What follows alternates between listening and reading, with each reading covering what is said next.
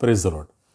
મિત્રો, આજે આપણે પહેલો યોહાન તેનો 3 અધ્યાય અને તેની 4 કલમમાંથી પ્રભુનું વચન જોવા માંગીએ છીએ. વચન આ પ્રમાણે છે: જે પાપ કરે છે તે દરેક નિયમભંગ પણ કરે છે, અને પાપ એ જ નિયમભંગ છે.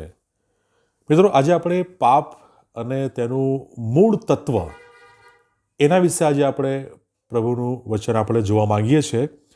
મિત્રો, ઈશ્વરના મૂલ્યો, ઈશ્વરના ધોરણો એ જેનો અભાવ જ્યારે આપણામાં હોય છે, અથવા ઈશ્વરના મૂલ્યો, ઈશ્વરના ધોરણોને આપણે પ્રાપ્ત કરી શકતા નથી, એને આપણે પાપ એ કહીએ છીએ. અને સાદી વ્યાખ્યા આપીએ તો જ્યારે ઈશ્વરની આજ્ઞાઓ એનું ઉલ્લંઘન થાય, એની આજ્ઞાભંગ થાય, ત્યારે આપણે એને પાપ એ કહીએ છીએ. અને પહેલો યોહાનનો પત્ર તેનો 3 અધ્યાય 4 કલમ એ સ્પષ્ટ શિક્ષણ આપે છે કે પાપ એ જ નિયમભંગ છે, આજ્ઞાભંગ છે. અને મિત્રો, પાપ માટેની આપણી આ સાદી એ સમજ છે. જ્યારે આપણે ઈશ્વરના નિયમો, ઈશ્વરની આજ્ઞાઓનું ઉલ્લંઘન કરીએ છીએ, ત્યારે આપણે એને પાપ એ કહીએ છીએ. પણ આજે આપણે થોડુંક વધારે એમાં ઊંડાણથી જોવા માંગીએ છીએ.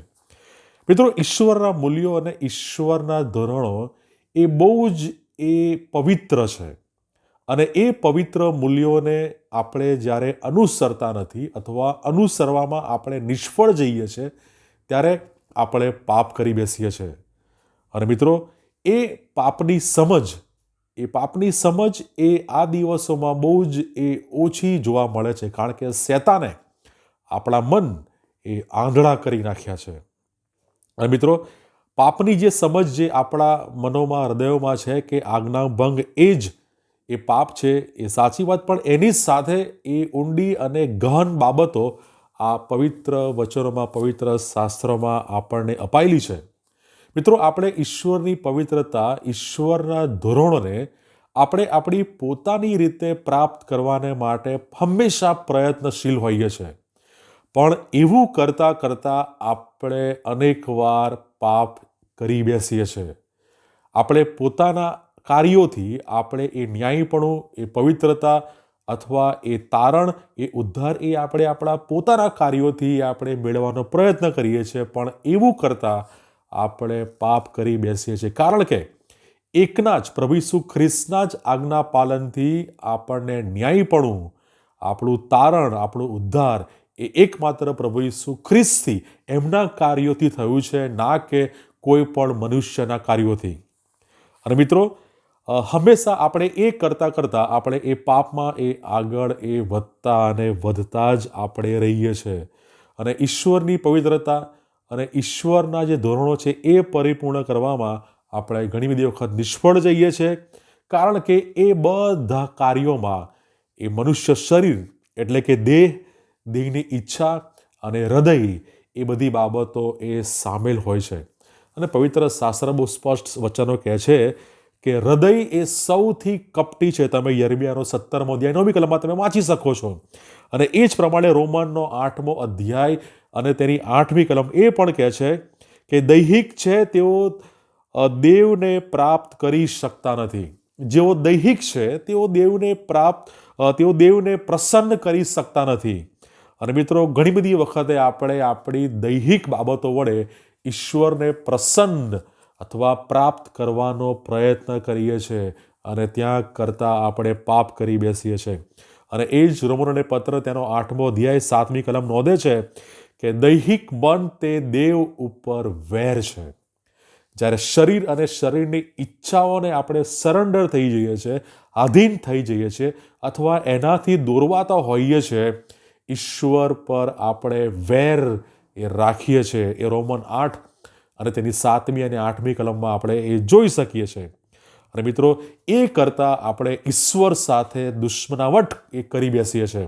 આપણે ઈશ્વરના દુશ્મન બની જઈએ છીએ. અને મિત્રો, ઈશ્વરના દુશ્મન જ્યારે આપણે બનીએ છીએ, અથવા ઈશ્વરના જેવા બનવાનો પ્રયત્ન કરીએ છીએ, અને એમ કરતાં આપણે જાણે કે એક પ્રત્યક્ષ રીતે અથવા આપણા જીવન દ્વારા આપણે ઈશ્વરને પદભ્રષ્ટ, ઈશ્વરને સેકન્ડરી પોઝિશન અથવા ઈશ્વરના બદલે આપણે પોતાને સ્થાન આપતા હોઈએ છીએ. અને એમની સત્તા હડપવા માટે અને એમના સ્થાને પોતાને મૂકવાને માટે એવું કરીને આપણે પાપ એ કરી બેસીએ છીએ. અને મિત્રો, આ બધાના મૂળમાં જોઈએ, આ બધી બાબતોના મૂળમાં જોઈએ તો એ અભિમાન, આ બધી બાબતોના મૂળમાં જોઈએ તો એ નિંદા, એ ઈશ્વરનો નકાર, એ ઈશ્વરના મૂલ્યો ધોરણોમાં કોમ્પ્રોમાઇઝ, સમાધાન, આ બધી બાબતો એ સંભાળેલી છે. અને મિત્રો, એ બધી બાબતોમાં આપણે જોઈએ તો આપણે દૈહિક બાબતો ઉપર આપણે વિશેષ ભાર આપીએ છીએ. અને હું કહેવા માંગીશ કે આપણે દૈહિક બાબતોને વિશેષ એ પ્રેમ કરીએ છીએ, એને પ્રાયોરિટી આપીએ છીએ. અને એ આપણો પ્રેમ અને એ લગાવ એ ધીમે ધીમે ધીમે એ ઈશ્વરથી આપણને દૂર લઈ જાય છે. અને એમ કરતાં આપણે પાપ કરી બેસીએ છીએ. અને મિત્રો, આપણો એ અભિમાન પર પ્રેમ, આપણો એ નિંદા પર પ્રેમ, આપણો એ દૈહિક ઈચ્છાઓ પરનો પ્રેમ, એ બધી બાબતોમાં એ પાપ અને એની શરૂઆત એ આગળ વધતી જાય છે. મિત્રો, માર્કની સુવાર્તા તેનો 12મો અધ્યાય, શાસ્ત્રીઓ પ્રભુ ઈસુ ખ્રિસ્તને પૂછે છે સૌથી પહેલી આજ્ઞા કઈ? બધાને એનો જવાબ ખબર છે કે ભાઈ એક જ દેવને માનવું. અને માર્કની સુવાર્તા તેના 12મા અધ્યાયમાં પણ પ્રભુ ઈસુ ખ્રિસ્ત એ જ કહે છે, ઓ ઇસ્રાએલ સાંભળ, પ્રભુ આપણો દેવ તે પ્રભુ એક જ છે. પ્રભુ ઈસુ ખ્રિસ્તે પણ એ જ આજ્ઞા કહી, પણ એની સાથે એમણે કશુંક ઉમેર્યું. એ શું કીધું? અને દેવ તે પ્રભુ એક જ છે, અને તારા પૂરા હૃદયથી ને તારા પૂરા જીવથી ને તારી પૂરી બુદ્ધિથી ને તારા પૂરા સામર્થ્યથી પ્રભુ તારા દેવ પર તું પ્રીતિ કર.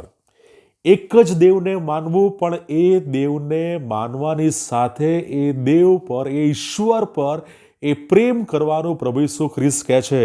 પૂરા હૃદયથી, પૂરા જીવથી, પૂરી બુદ્ધિથી અને પૂરા સામર્થ્યથી આપણે ઈશ્વરને પ્રેમ કરવાનો છે. અને ત્યારે જ એક જ ઈશ્વરને માનવું એ પ્રથમ આજ્ઞા જે જૂના કરારમાં અપાયેલી છે. અને પ્રભુ ઈસુ ખ્રિસ્ત આ માર્કના 12મા અધ્યાયમાં પણ એ જ વાત કરે છે. પણ એની સાથે કહે છે કે પૂરા જીવથી, પૂરા હૃદયથી, પૂરી બુદ્ધિથી, પૂરા સામર્થ્યથી તું તારા પ્રભુ, તારા દેવ પર તું પ્રીતિ કર. મિત્રો, પ્રભુ ઈસુ ખ્રિસ્ત એ એક જ દેવને માનવાની જે આજ્ઞા છે એમાં એ પૂરા હૃદયથી, પૂરા જીવ, પૂરા બુદ્ધિ અને પૂરી સામર્થ્યથી પ્રીતિ કરવાની વાત પ્રભુ ઈસુ ખ્રિસ્ત એ કરે છે. અને મિત્રો, આ જે બાબત છે એ આપણને એક હજુ વધારે નવી સમજ આપણને આપે છે કે જ્યારે આપણે ઈશ્વર પર પ્રેમ કરતા નથી, એનો અર્થ એ થયો કે આપણે ઈશ્વરની 10 આજ્ઞાઓમાંથી જે પહેલી આજ્ઞા છે આપણે એ માનતા નથી, પાળતા નથી, અને એમ કરીને આપણે આજ્ઞાભંગ કરીએ છીએ. અને પાપ એટલે કે ઈશ્વર પર પ્રેમ ના કરીએ અથવા જગીક અને દૈહિક બાબતો પર પ્રેમ કરીએ, એને આપણે પાપ એ કહીએ છીએ પ્રભુના વચનોથી. અને મિત્રો, આ બધી બાબતોનો સાર એ જ છે કે ઈશ્વરને પ્રેમ એ આપણે કરવો જોઈએ. ઈશ્વરને પ્રેમ એ આપણા પૂરા જીવથી, પૂરી બુદ્ધિથી, પૂરા સામર્થ્યથી અને પૂરા હૃદયથી આપણે ઈશ્વર પર પ્રેમ કરવો જોઈએ.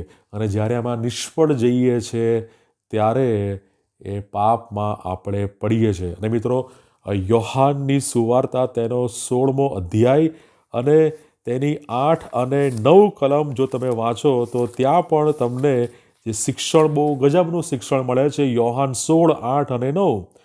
જ્યારે તે આવશે ત્યારે તે પાપ વિશે, ન્યાયપણા વિશે તથા ન્યાય ચૂકવવા વિશે જગતને ખાતરી કરી આપશે. પાપ વિશે, કેમ કે તેઓ મારા પર વિશ્વાસ કરતા નથી. મિત્રો, પ્રભુ ઈસુ ખ્રિસ્ત પર વિશ્વાસ ન કરવો, ઈશ્વર પર વિશ્વાસ ન કરવો અથવા ઈશ્વર પર શંકા લાવવી, આ બધી બાબતો એ પાપ છે. ઈશ્વર પર ડાઉટ કરવો, ઈશ્વર પર અવિશ્વાસ લાવવો એ પણ એક પ્રકારનું પાપ છે. અને ત્યાંથી બધા પાપોની અસર અને પાપની એ શરૂઆત થઈ જાય છે. મિત્રો, 1 કોરિન્થી તેનો 16મો અધ્યાય 22મી કલમ કહે છે કે જે કોઈ માણસ પ્રભુ પર પ્રીતિ કરે છે, પ્રીતિ કરતો ન હોય તો તે શાપિત થાવ. તો પાપ એ પહેલો યોહાન તેનો 3 અધ્યાય 4 કલમ આજ્ઞાભંગ એ જ પાપ છે. પણ એની સાથે જ્યારે આપણે માર્કની સુવાર્તા 12મો અધ્યાય 30-31 જોઈએ છે કે જ્યારે આપણે ઈશ્વર પર પ્રીતિ કરતા નથી એ પણ પાપ છે. અને બીજી બાબત યોહાન 16મો અધ્યાય 8 અને 9 જ્યારે અવિશ્વાસ એ આપણે લાવીએ છીએ, ઈશ્વર પર અવિશ્વાસ રાખીએ છીએ, એ પણ એ પાપ છે. કારણ કે યોહાન 16 અને તેની 9મી કલમ કહે છે કે પાપ વિશે, કેમ કે તેઓ મારા પર વિશ્વાસ કરતા નથી. તો પાપ એનો જે આપણે સાર અથવા એનું જે તત્વ જોઈએ તો આજ્ઞાભંગ એ છે જ, પણ એની સાથે ઈશ્વર પર જ્યારે આપણે પ્રેમ કરતા નથી, ઈશ્વર પર આપણે અવિશ્વાસ એ મૂકીએ છીએ, અવિશ્વાસ રાખીએ છીએ, આ બધું પાપના એ મૂળ છે અથવા પાપનું એ તત્વ અથવા પાપનું એ સાર છે. અને ઈશ્વર પર પ્રેમ કરવો એનો અર્થ કે એમની આજ્ઞાઓ પાળવી, એમની સાથે જોડાયેલા રહેવું, વધસ્તંભ ઉચકીને એમની પાછળ ચાલવું, એ ઈશ્વર પરનો પ્રેમ છે, પ્રભુનો પરનો પ્રેમ છે. અને અવિશ્વાસ એ પણ એ પાપનું એક અગત્યનું મૂળ છે. આજ્ઞાભંગ, પ્રેમ અને અવિશ્વાસ, આ 3 બાબતો પાપના એ મૂળભૂત તત્વો છે. અને આ બાબતોથી આ દિવસોમાં ઈશ્વર પિતા આપણ સર્વને એ સભાન રાખે, સચેત રાખે અને આપણે એનાથી બચી જઈએ અને પ્રભુ પર વિશ્વાસ રાખીએ, પ્રભુ પર પ્રેમ રાખીએ અને પ્રભુની સંગતમાં, પ્રભુની સાથે જોડાયેલા રહીએ, જેથી આપણે બચી જઈએ. પ્રભુ આ વાતો, વચનો શીખવા, સમજવા આપણ સર્વની સહાય અને મદદ કરે. Thank you. God bless you.